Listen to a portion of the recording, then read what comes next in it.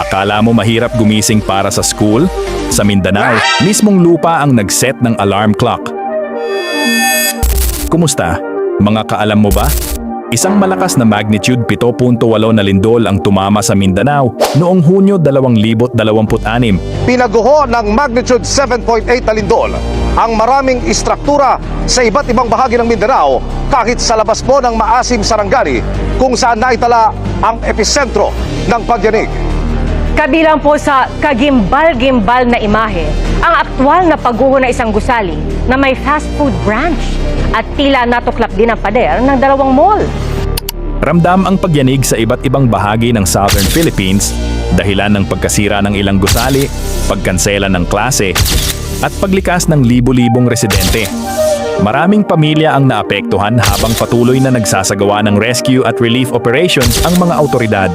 Nagkaroon din ng sunod-sunod na aftershocks kaya nananatiling alerto ang mga residente. Pero heto ang plot twist. Habang ang lindol ay ilang minuto lang tumagal, ang epekto nito ay mararamdaman ng maraming komunidad sa loob ng mas mahabang panahon. Hindi lang mga gusali ang kailangang ayusin, kundi pati mga paaralan, kabuhayan at araw-araw na buhay ng mga naapektuhan. Parang phone battery na 1%. Akala mo kaya pa, pero kailangan pala ng agarang tulong at suporta. Paalala, kapag lumindol, huwag magpanik. Sundin ang drop, cover, and hold on at makinig sa opisyal na anunsyo ng mga autoridad. Ako si Alam Mo Ba? At ito ang mga balitang dapat mong malaman. Follow para sa mas marami pang mabilis at makabuluhang updates.